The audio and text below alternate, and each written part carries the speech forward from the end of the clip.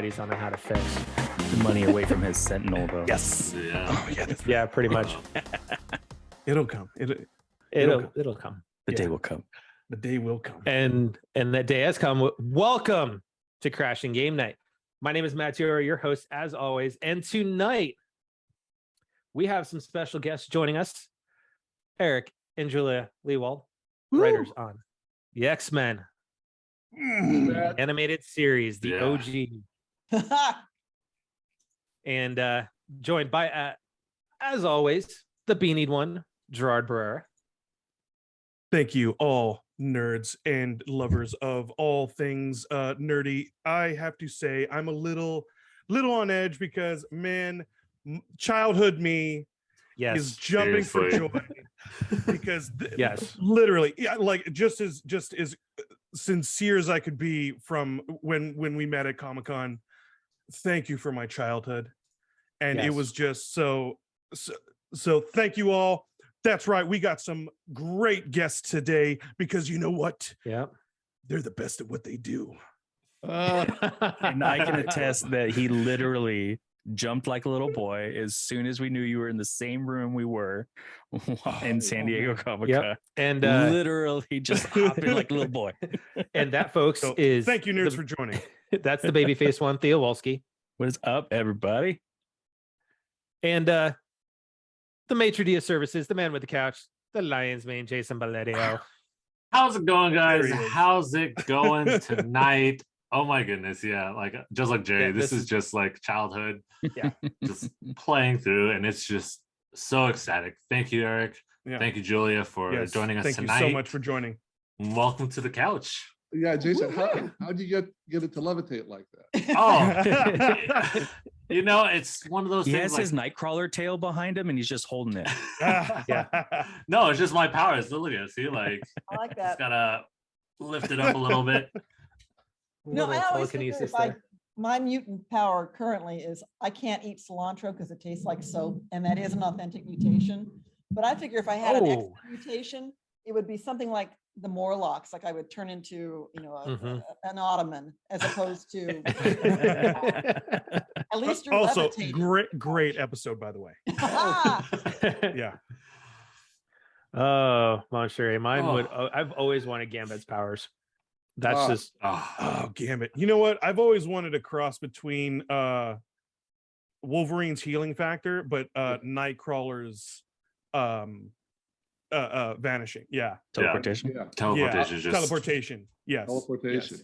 That's one of those big things. Let's not make it line of sight. Let's just be able to go anywhere. Nightcrawler. Anywhere in the world. Actually, I think in certain comic book runs, he's able to do that, in which he's also able to control the time in which he teleports, because it's technically another dimension.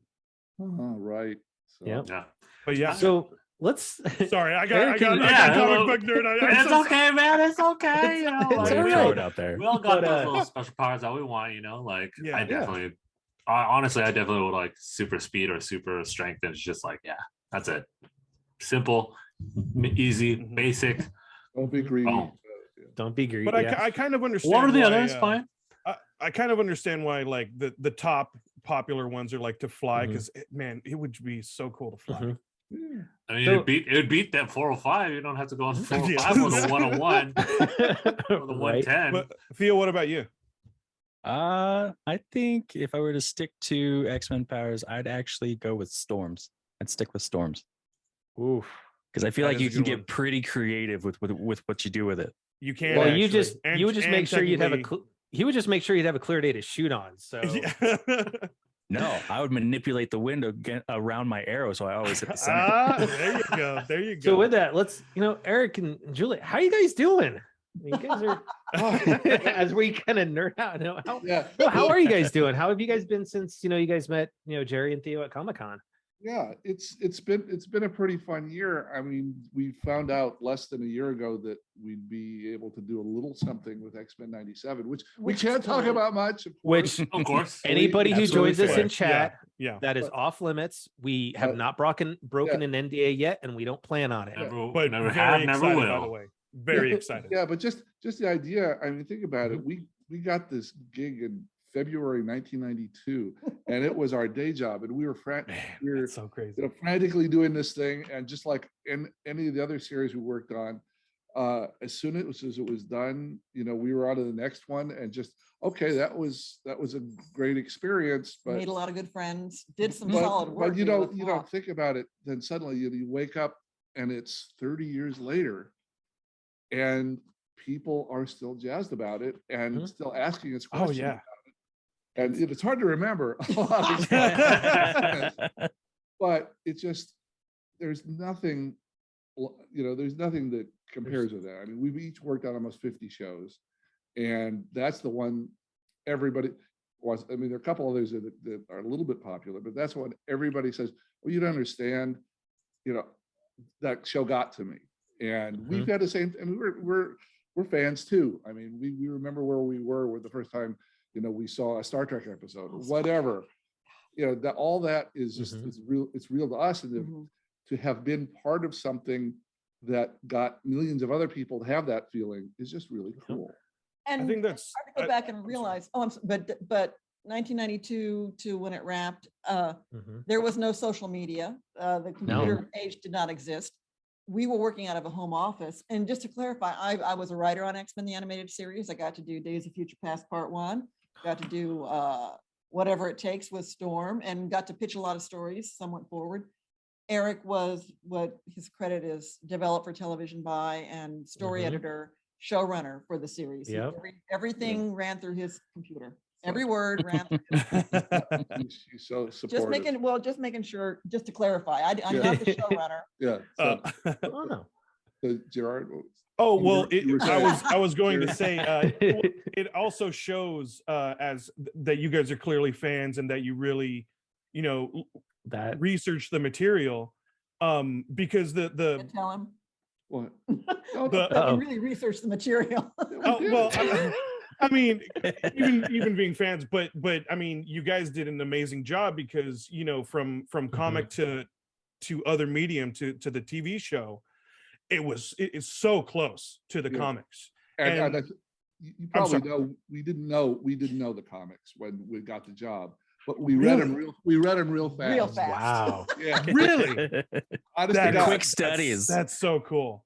Must have like eidetic memories. You just read it once and you just know you it guys all. are amazing. Yeah. No, you had been hired. But people around us, the artists had them memorized. Larry Houston, Will Mineo, Wow, that's so cool. Side, and chapter and verse. And we had a couple people at Marvel that if there's a question, like, would Wolverine do this? We could call them up or fax them, which was the hot faxing back in the day. Because it's still used as reference material, even for like comic knowledge or even just canon knowledge. Like it's still referenced today. I mean, and that's the other thing I kind of wanted to mention, that when you guys started, that's when we were like all introduced to it. And now the fact that we're getting, the show back, just hits so hard with us. And it's just, it's just so exciting. And the fact that when we grew up watching it, we get to appreciate seeing the little ones, some of us have kids, to grow up and like show them. I have nieces and nephews that I'm definitely going to, like, you have to watch at least one episode with me, maybe 3. But or 4 or 5 seasons. Or binge the entire thing. Right. It's so wonderful. Yeah. It's pretty astonishing, just to go back a little bit, when Eric got tapped to become the showrunner, the way back machine, X-Men Comics, it was the biggest comic at the time in 1993. But the market for comic books, as vast as it was within its universe, was a real small portion of the overall pop culture scene. Oh yeah, at that time. Yeah, like a couple percent versus for a TV show being half the country. Oh yeah. It was the niche like characters, like you had a Superman show or a Batman show, but with Marvel, it was tough because you didn't see a lot of that, and I think that's also why we clung to it, because it was not only done so well, but let's be honest, that opening sequence to every episode, that just sets the tone. I mean, oh man, That is the one intro. Like I will never ever. And then press you start the off with button. Never. And then you start off with a bang with Nighted Sentinels. Yeah. I mean, just like I would like to give extra credit here. I'm interrupting you guys, but just a name. The most important name in this whole thing is going to be a woman named Margaret Lesh. And Margaret Lesh had been working at Marvel Productions, which had been producing the Muppet Babies animated show, had been producing other things, but Transformers, but she couldn't sell a Marvel property. No, nobody in Hollywood. Wow. Late 80s. No way. Nobody in Hollywood in the late 80s thought, oh, those Marvel comic book characters, that's just a bunch of little, pimply guys in their basements. We need a much bigger audience than this. That will never work. It'll never work. So she and Stan Lee pitched X-Men for 7 years, and nobody would put it on for any reason. She even did Pride of the X-Men, took $300,000 and produced a half-hour show to show them how cool it could be. And it didn't no sell. Way. And so it's all because this all happened because of her. She saw it. So she was at Marvel Productions, and then she got tapped to be the new president of the new network, Fox Kids, in 1990. And so she said the first thing, it's going to take a little while to get it set up, but the first 2 shows I'm going to do are X-Men and Batman. Boom. Wow. Awesome. And then Spider-Man. So cool. The point was no one knows who the X-Men are. It was her doing. Oh, the 90s and that was a weird thing. Yeah, when we got the gig in February, she just took us aside. Look, almost none of your audience is going to know who the X-Men are, which is a really weird mind trip to take back to. So be sure to be really clear in your storytelling to make it, and you could have a lot of younger people try to keep track of all this weird world. Just don't assume that anybody knows what a mutant is or who these people are. Just take your time and be clear and set the characters up. So she was really smart about that. And then that's what led to Larry Houston and Will Mineo coming up with the iconic. Doing the opening. In fact, there were 2 passes at the opening. There was an earlier one. There was an earlier one that the guy sent in, and she said, this is pretty exciting, but I don't see the characters enough. So they put more character in on the second pass, and it worked. And those guys, Larry and Will, they spent maybe 2 or 3 days creating. Wow. That's it. Man. Hand doing the storyboard for this opening. And just here's a minute worth of perfect introduction to the show. Oh, yeah. I've got an Easter egg here that I love sharing. And since we're here, I'm going to do it. Yeah, okay, absolutely. guys, Always. In the opening. Love Easter eggs. Right, so you can see this, right? Oh my goodness. There we go. All right. Yo, that's so cool. Okay, look at Beast and you see Gambit, right? Yeah. Look at cards your whole life, right? Okay. This is what you just saw. This is the storyboard for it. Take a look. Are you noticing anything about the weird spades? The Ace of Spades? The pip is upside down. Day one. From day one. That's awesome. Oh my goodness. That's cool. I love that. We didn't know till we started doing the book. It was 30 years. 30 and we years. called up Larry who drew it. That's so great. And he said, "Oh, somebody must have screwed that up." And he looked at it and said, "No, I just did it wrong. I did it wrong." So Nobody ever noticed all the way through us doing this book. 30 years later. That's amazing. Oh my God, I've rewatched that really opening like that scene. Easter egg. Yeah. And I never noticed it. That is so great. Freeze it, and you can see the Ace of Spades upside down. And it's not a conspiracy. It's not a conspiracy. I have Disney Plus, and I'm going to go watch it. Yeah. Just to find out. Not only do I have Disney Plus, but I also own them. So in case Wi-Fi goes out, they're always downloaded. And we are fans of, there has never been a box set Blu-ray of the entire series. And I just want to put it out in the ether. We would love to be involved. Yeah, that'd be nice. Yeah, I'd buy that. I'd buy that too. Hey, Disney, let's get on that. Yeah, please. Maybe an anniversary set along with the first season of 97. There you go. You're welcome, Disney. Marketing. There. So real quick, to give some people some backstory that may not be familiar, right, with some of your other work and just know it as just X-Men, right? So not only was there X-Men the animated series, you were involved with Gargoyles. Gargoyles. Another show from my childhood. Oh, yes. As we were talking, ExoSquad, which I had the toys, I had the Jump Trooper, I like everything. I love that show. You were involved with Darkwing Duck, another one of my childhood. Let's get dangerous. Gummy bears. No, I didn't. Oh, sweet. I remember. I did gummy one. You bears. did one gummy bear. Yeah. Okay. But yeah, we we were were still, but these are just, shows that are part of our childhoods, Yeah. the whole Yeah. generation, right? And you got Chippendale Rescue Rangers. she did the most of anybody. She did Yep. 14 episodes. Next most anybody did was 9. I only did That's 4. It was awesome. my first show. I only and did 4. That shows how few how fast she was. Yep. Man, I loved Rescue You Rangers had too. the animated Beetlejuice. Yeah. Oh man, Oh, such a great job on that too. The live action the young Hercules. Young Hercules, with a very young Ryan Gosling. Yeah.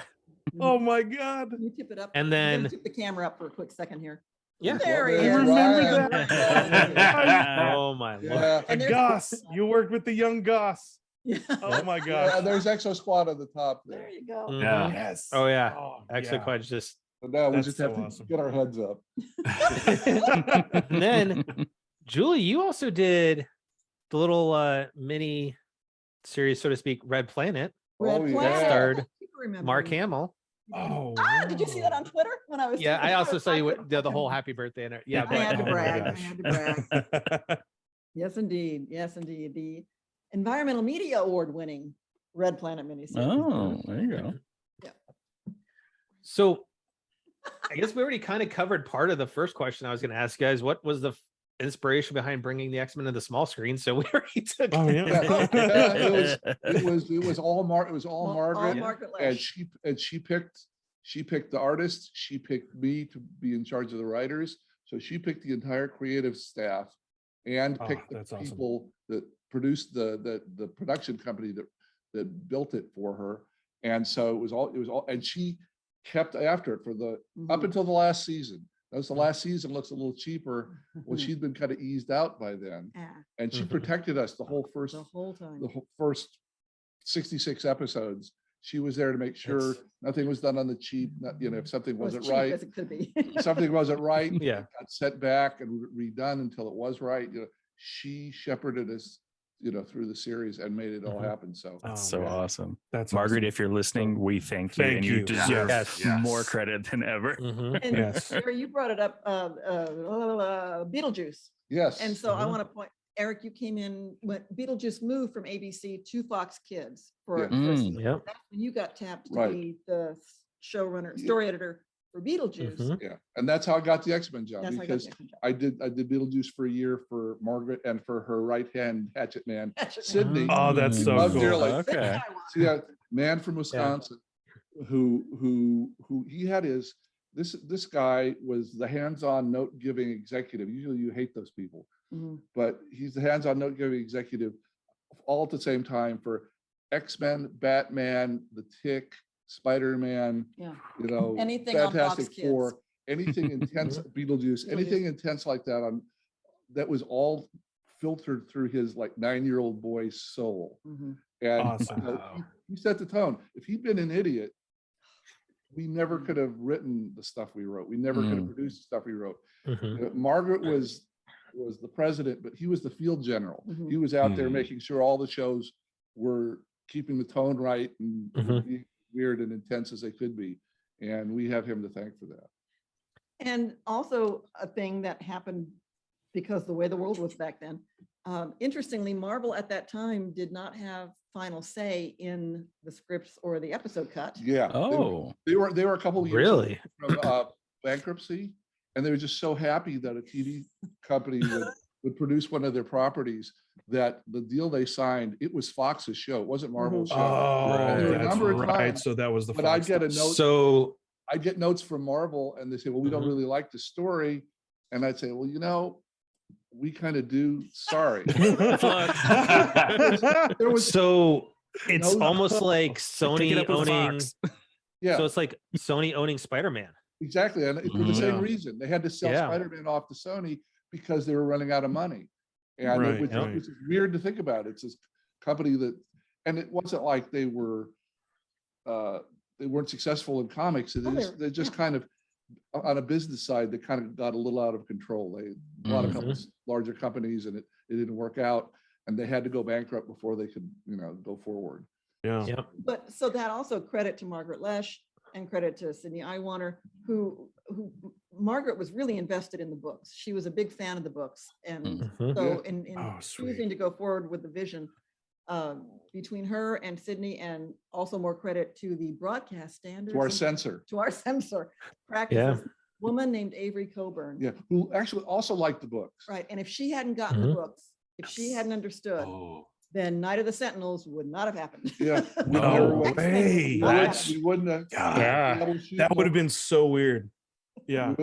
We never would have had a Nightcrawler show about faith. None of that stuff would have happened if Avery had said, we don't do this in kids' TV. And a lot of people, we worked on a lot of shows. We worked on other shows. There's a lot of stuff you can't do on kids' TV. Yeah, where they just really let us push the ass. That was the once again, that's what was so great about the episodes, and the show was, they had such a tone, and they really you really ended an episode with, oh wow, like thinking about something or being taught something new. But so that's amazing. Especially I think when you look at the parallels nowadays too, is like you had some episodes that talked about like the discrimination and stuff that, with the Mutant Registration Act and Beast kind of being that whole, no, let's teach you about this. Let's kind of bring it all in. You look at how many of those lessons that all of us learned and how many could still be applied today. That's why I learned. I go, did we teach you nothing, people? Right. Also, that attests to X-Men. That tone has not changed for years. But I mean, that is the tone that you guys have set and shown, and that's why it's lasted so long. It's been amazing. So, with all these episodes we've been kind of talking about, right, is for each of you, did you guys have a favorite episode that you created? There's lots to think about. People ask us that a lot, and for me, having worked in all 76 of them, there are things I liked about just about all of them, or there's some that were much more of a challenge, or some that kind of a creative writing challenge than others were. Some were easier, but when every season we'd say, okay, you need to do 13 more or 18 more, whatever it is the order was. Yeah, there you go. And then the hardest part of our job, at least from what my perspective, was coming up with what the stories would be. Because once we decided on what would seem to be a good story that the X-Men could really flesh out nicely, we had lots of talented writers that we knew had the craft to make the story sharp. But deciding what the story was, what the challenge was, what the problem was, for which character was going to be focused on that week, those were the hardest parts. And for me, the one that was the most, and so every year I'd be like, this is going to be so hard coming up with these 13 episodes. And they're not all pulled straight from comic books. As soon as you come up with one that you like, and that Marvel likes, and that Fox likes, you say, great, that's one more I've gotten for this year. I fulfilled my responsibility. I'm so relieved. Well, it hit me one man's worth, the one where, what would happen if Charles Xavier, it's a two-parter, about 50 episodes in, what would happen if Charles Xavier had never existed? It's the one where you go into the future, and there's Wolverine and Storm, and they're married. And they're a happy couple. And that's right. But bad guys have sent time travelers back to where Xavier is 20 years old, and they kill him, and that ruins the future. Well, I mean, it's a complete ripoff from It's a Wonderful Life. It's a Wonderful Life, and City on the Edge of Forever, the Star Trek episode where they show the time thing and how one person could make a difference to the entire world. If one person weren't there, both of those movies, that was the message, both of those stories. And so it just hit me one night in the house as, man, that would be cool. Why do we care about the X-Men? Well, what would the world be like if they'd never existed? And boom. So that, for whatever reason, that took like 10 months of going back and forth to get the story right, because time travel is always a headache. And also Marvel loved the story. And once we got it straight, Bob Harris, who was our advisor, went to Marvel and said, look, they're coming up with this really cool thing about what it would be like if Xavier never existed.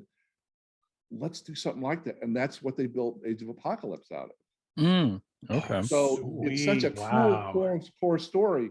And it took me, 3 or 4 years for that to come to me, that this would be a cool story for our two-parter.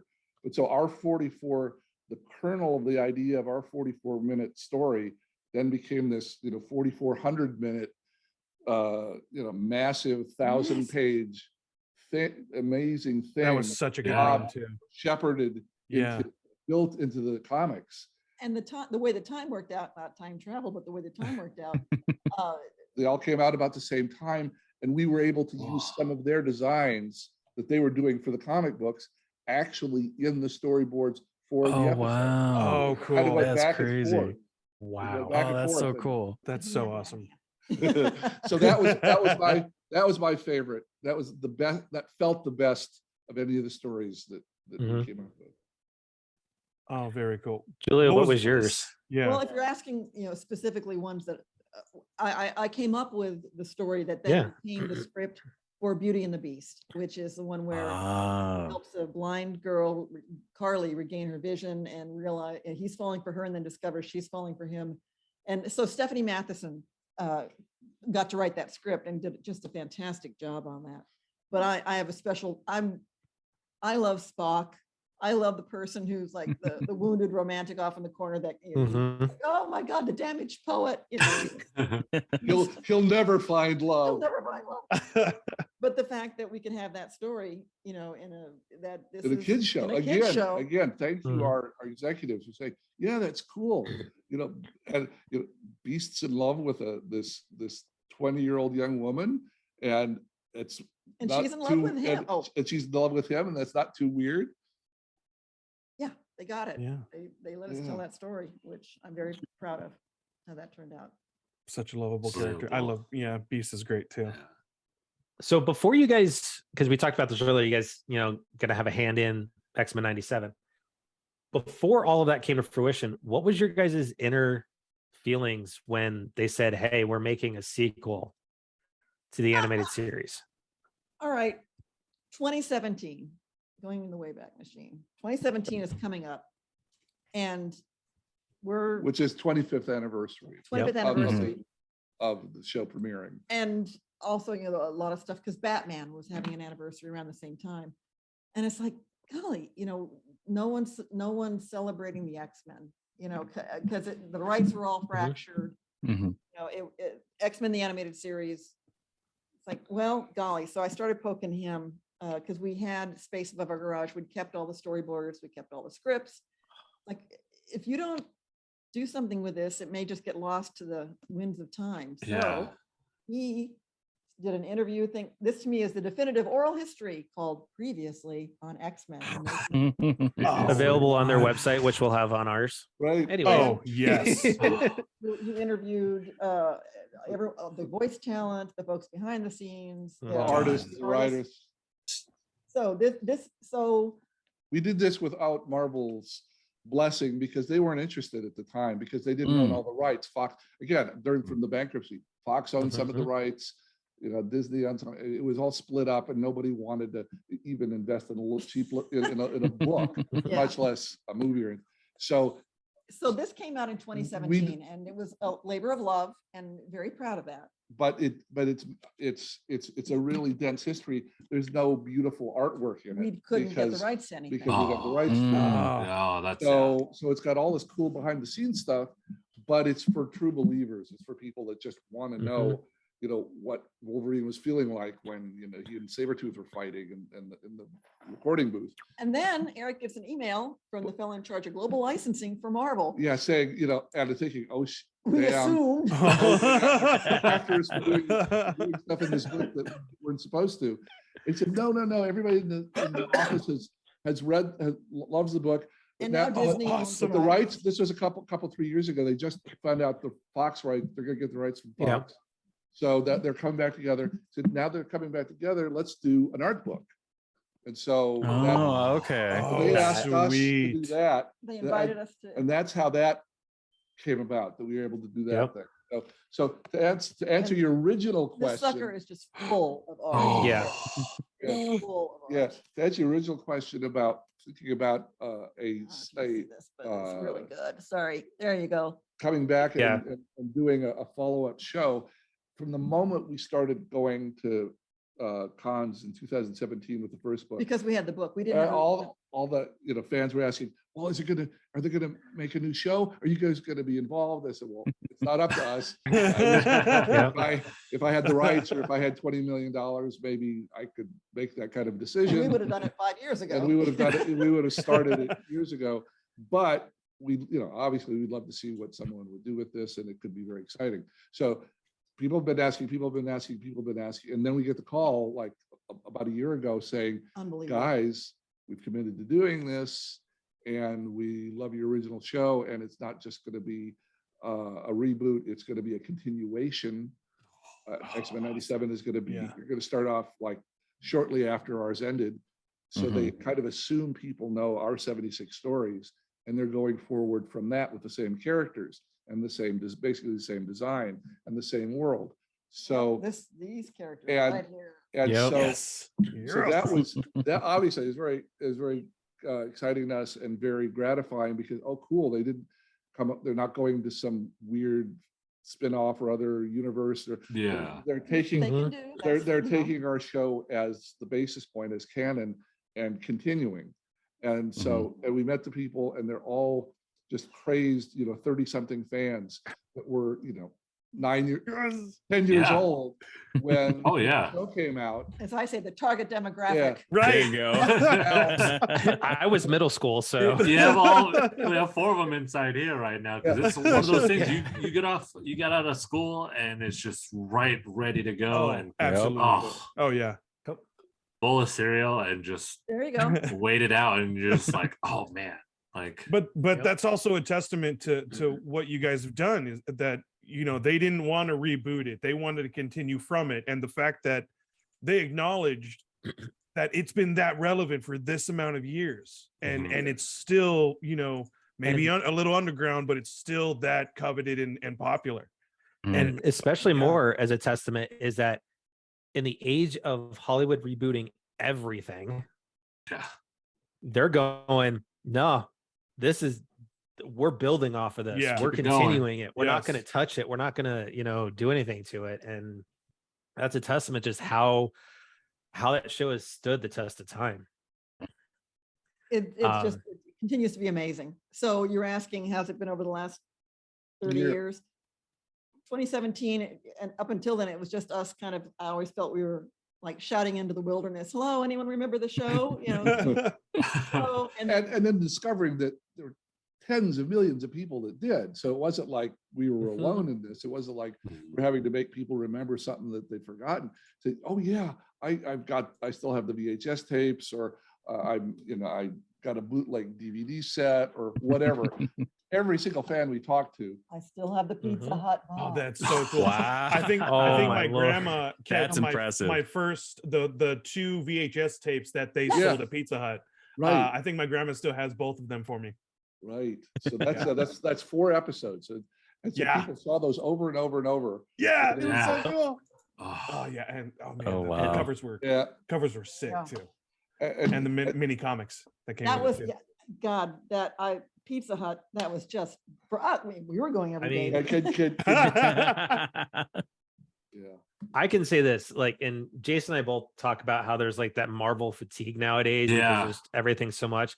That being said, when X-Men '97 drops, it will be it drops, I'm on watching it, because it is. That's a dedicated pizza night to myself. No, like I said, man, bowl of cereal, man. Bowl of cereal. No interruptions.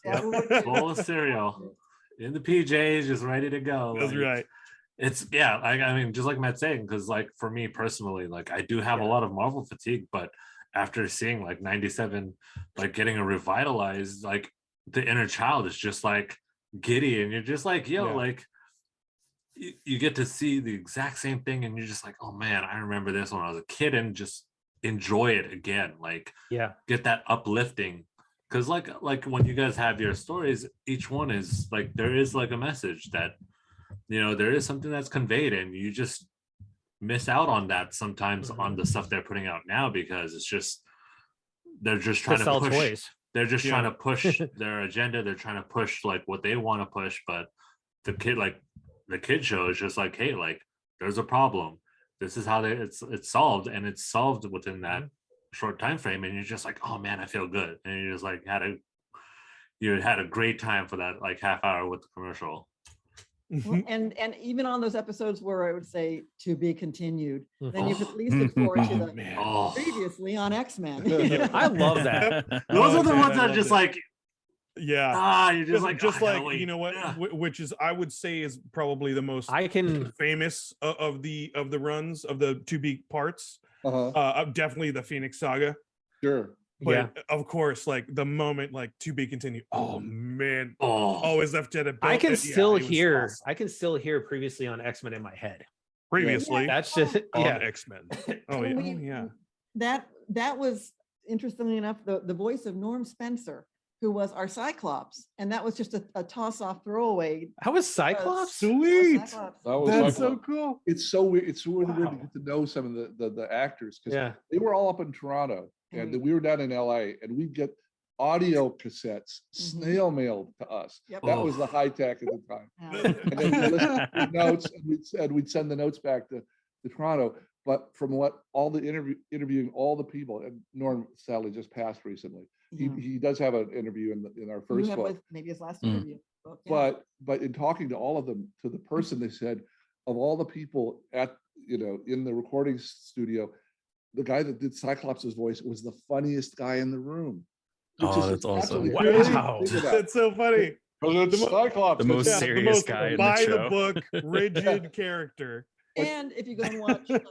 Have yourself a merry little am I saying it right? More like Little Christmas episode.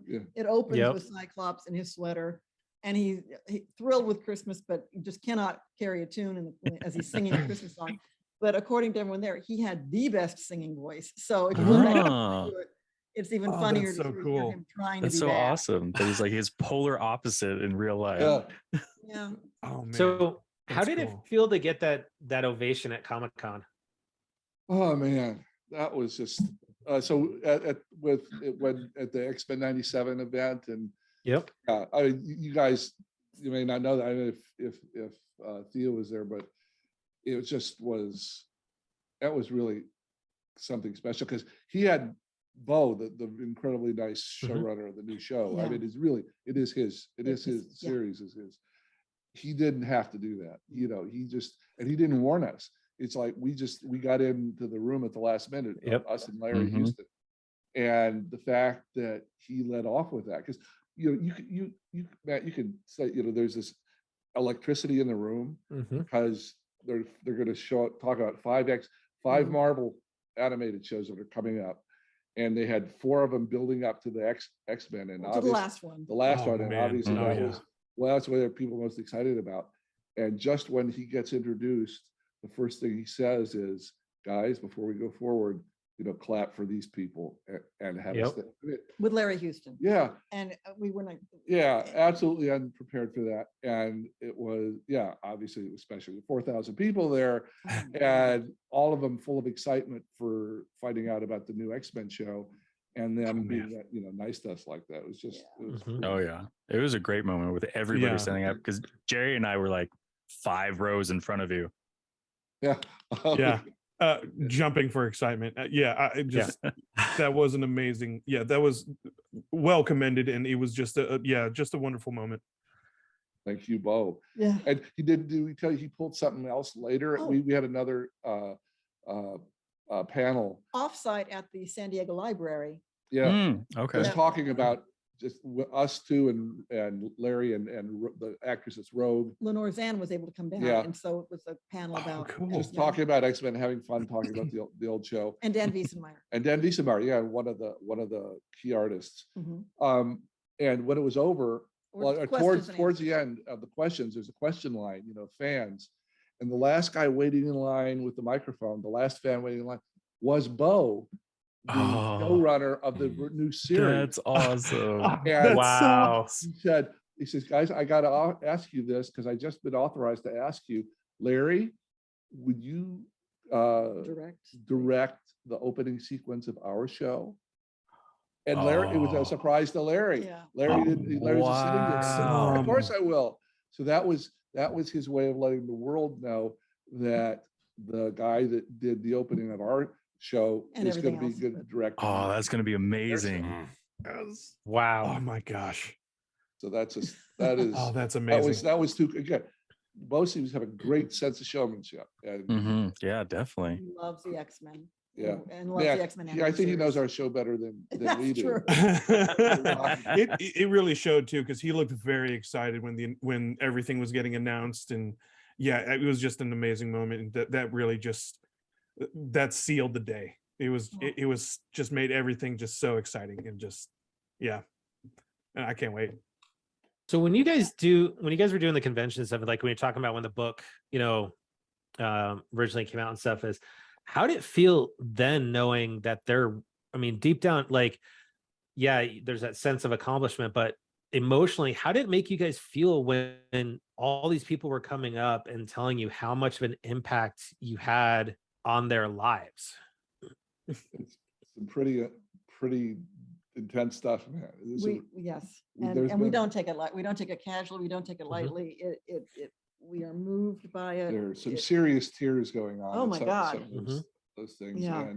And people, when in the first book, we asked, because we'd been online a little bit, and we had a website. In 2017, that's a few years ago. We're figuring out the Twitter and stuff. And so we asked some of the fans that have been writing us, do you have testimonials? Because people kept on writing and saying, you don't understand, this changed my life. I was 11 and thinking about taking my life and decided not to because of your show, things like that. Wow. Really intense stuff.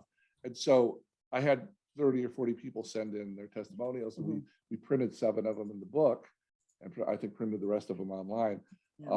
And that was just at the beginning of things. When we were trying to find fans. Wow. And people will come up with stuff and say, I was with my grandmother as she was passing, and we were watching an episode together because that was our thing. That was our thing that we did.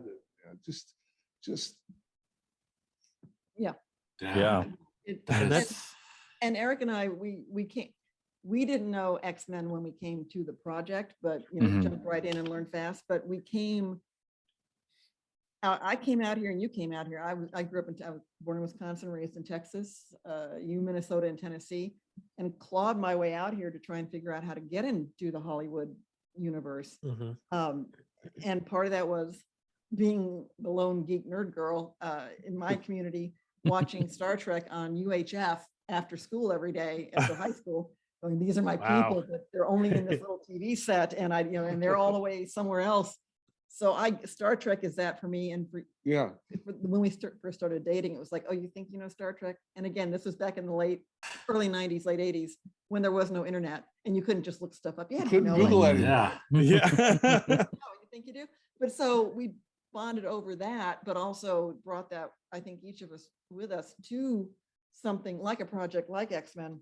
Yeah. And to go, I get that. I know what that means. Yeah. And the other guy, the 2 main guys there are 20 different people wrote for the show. Oh, yes. But the 2 main guys that were my, did the most writing for me and were my closest buddies, Mark and Michael Edens. 2 brothers. 2 brothers that were buddies of mine from college. And we had written together off and on for 10 years. Where was this, dear? What? Where you? Oh, yeah, at University of Tennessee. So, a hotbed of it's not like we had a lot of connections here. It's not like our uncles were running MGM or something. But we came out here and we wrote for each other, and they were intense and serious about their characters and about the shows that have meant things to them, about their heroic storytelling. And that's what we were all focused on. The X-Men details would come to us, but we just we're just excited about the fact that we were able to treat these characters like 3-dimensional adults rather than just something kiddie, something silly, something toss off. You and Mark who decided that, and we don't say this, heroic sacrifice in the term of Greek mythology, what that means. And that we had to sacrifice somebody in the first episode, and that's why Morph was. That was hard. Yeah, like that was watching tough. that first episode, and it's like, but it was needed. That was needed. It was needed, but at the same time, it was like, but that was that was tough. To that point, like you guys talked about, you didn't really do stuff like that in children's type shows, and you hit us all upside the head and be like, well, this is what's going to be like.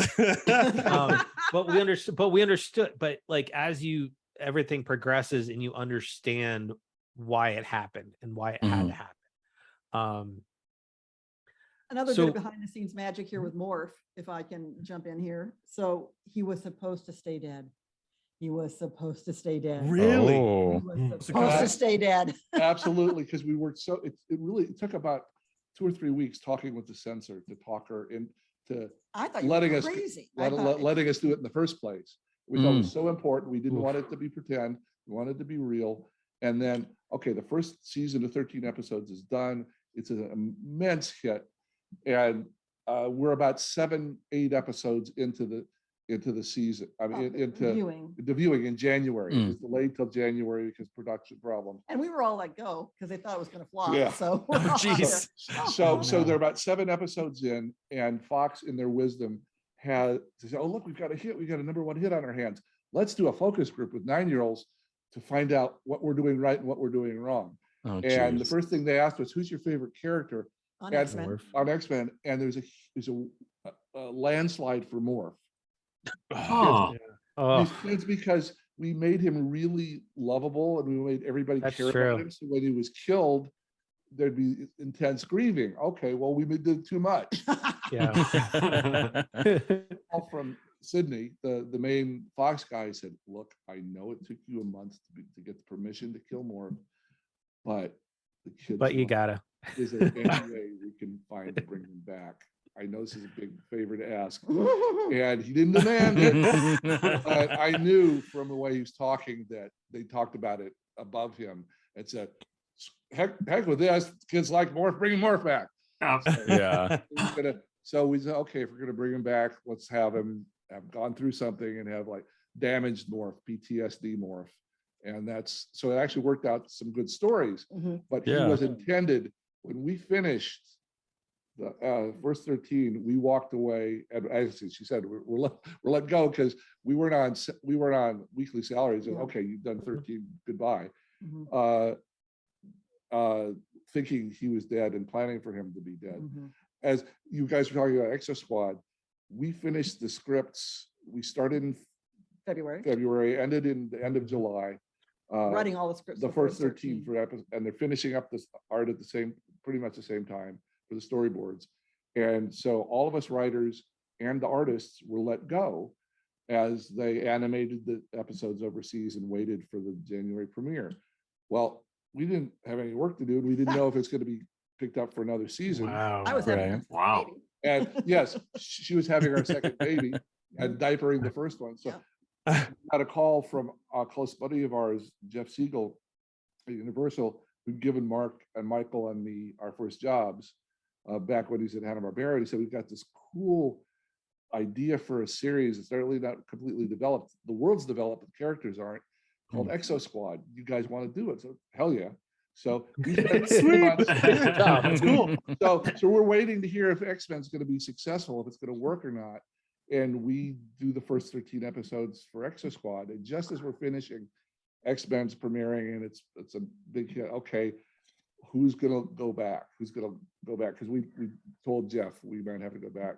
So I went back to X-Men, and one of the artists went back, but Will Mineo, our supervising artist from X-Men, and Mark and Michael stayed and did the first 52 episodes, did the 52 episodes of ExoSquad while we were then doing season 2 of X-Men.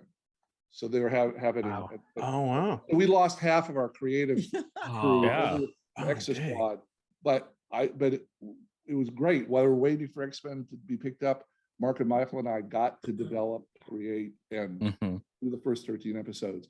And one of the sad things is Mark who's great laying out stories, had laid out 65 episodes for ExoSquad. And for whatever reason, Universal just thought at 52, we're not going to stop paying for this. The numbers aren't there, whatever. Oh, wow. And Dang. so Mark has the last 13 stories laid out. In his filing cabinet. Oh, that's Filing crazy. But they're probably never going to get made. I mean, I will say when we all look back at that era, though, like that was a battle royale though back then with all the different shows, and it was a miracle for like even just a great cartoon to go multiple seasons. Like we were very lucky if it went multiple seasons, especially during that time. Yes. So outside of being involved with X-Men 97, is there a project outside of that may not be out there, just want to put out in the universe, but that you would love to work on, like that you would love to bring, like your dream job to bring to the small or big screen? What would that be? That's an excellent question, because again, I really felt like kind of got blindsided in the best way possible with the news about X-Men 97. And it's like, oh my God, suddenly, getting the brain working in that way again. It's funny. You get out here in Hollywood, and it's kind of such a weird random thing about what gets made and what doesn't.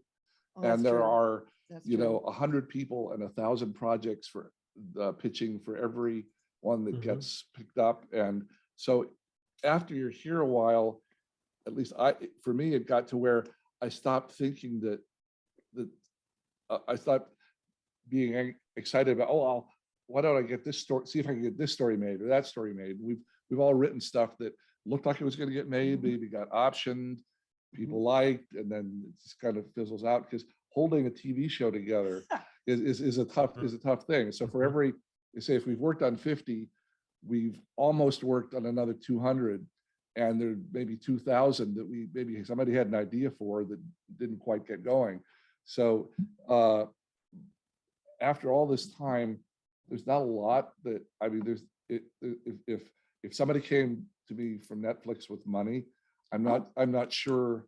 No, you are. You have something. You come up with something. Something in the bank. I would come up with something in a second. I go to my drawer and say, "I've got these 11 scripts that haven't been produced. This is one of my favorites." Yep. I had a script that I wrote about. I grew up in Northfield, Minnesota, and that's where Jesse James was stopped. So in all the Jesse James movies, the 30s, 40s, and up through the 70s, they end up with him going, he and his gang going to this little town and trying to rob a bank and getting the hell shot out of him. And when I was a kid, that they would do Jesse James days, and they do reenactments of. Oh, that's cool. The bank is still there. The 1883 bank is still there, and so they have guys on horses with guns, and they replay it like they reenact it. The battle. And so I wrote what I thought was a fun movie about somebody that's living in Northfield and today. Contemporary. Oh, okay. And there's some sort of big crime planned during the reenactment.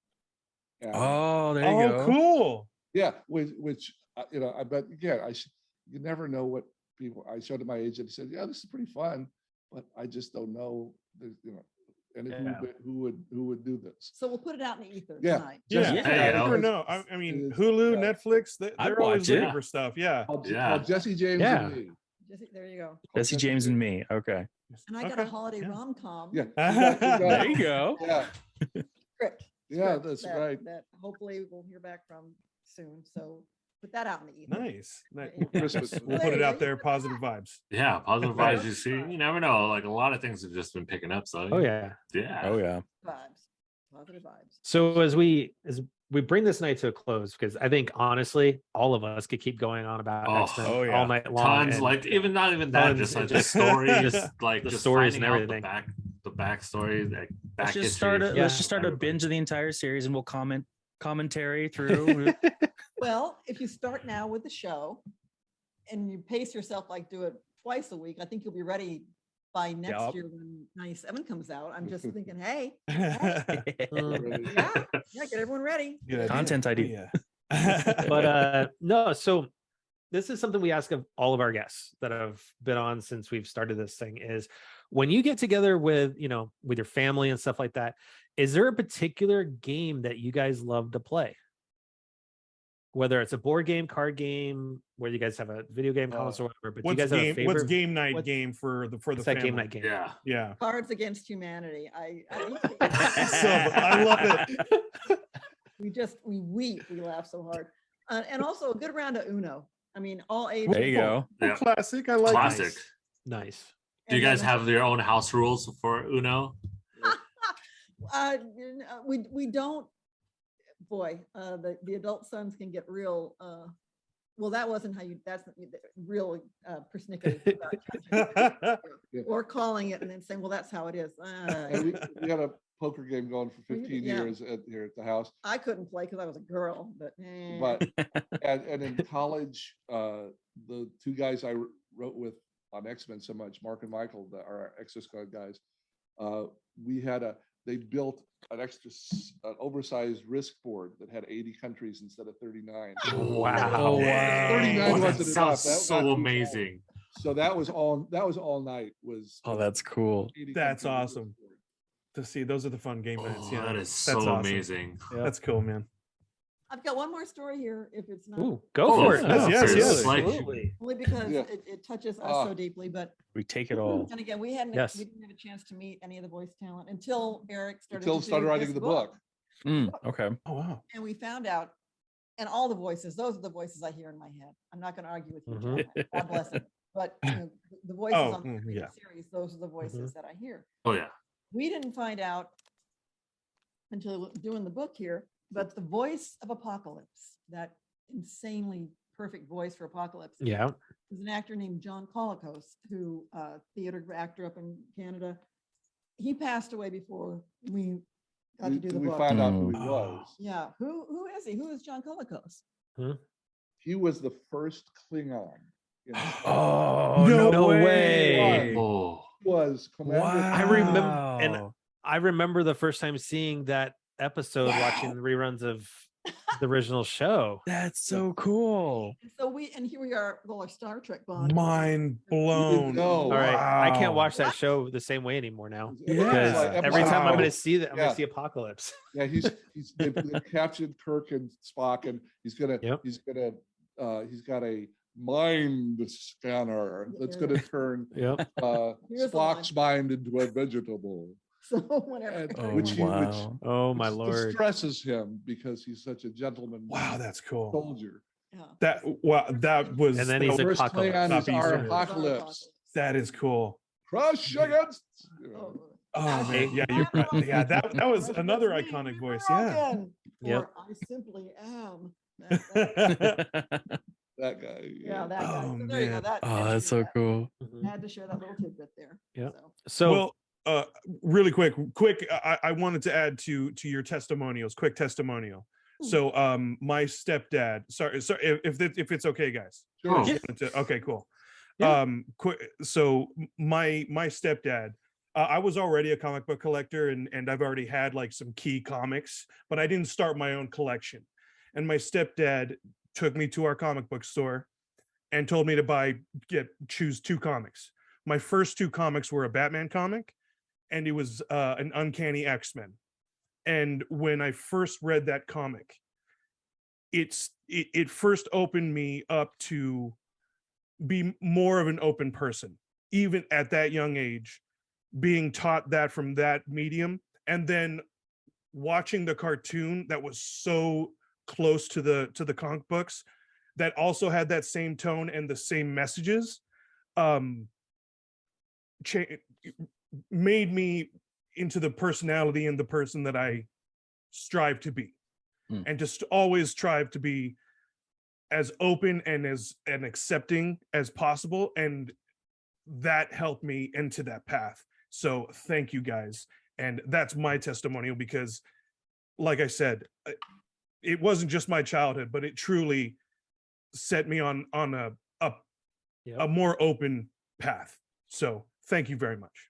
Thank you for sharing that. We so appreciate hearing that. It just we're humbled to be a part of that. Thank you.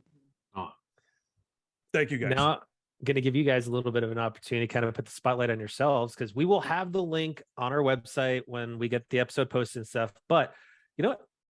where can folks go to learn a little bit more about you guys and possibly buy those books you guys were showing off? Yes, please. I'm on Twitter every day, way too much, just because I enjoy it. But so we are there as X-Men TAS, which we kind of crafted for X-Men the animated series. So that's where we try and on Instagram. I'm figuring that out on Facebook, and then we have a webpage, xmentas.com. We're trying to get that a little more bells and whistly, but updated. But on Twitter. In our bio links, you can tap through there and it will take you to Amazon where you can purchase the books.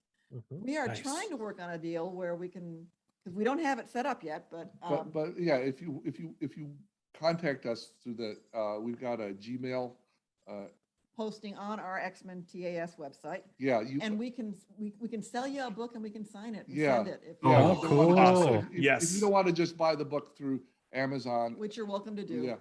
We buy them from the publisher. We've got boxes of them.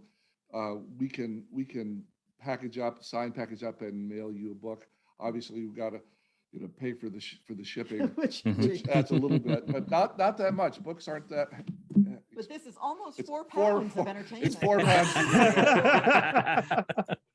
Absolutely. But yeah, if a signed copy makes a difference to you or to your friend that's a collector, just contact us on the email and we'll put a couple in a box. And that's so cool. Sweet. Absolutely. That is amazing. That is beautiful.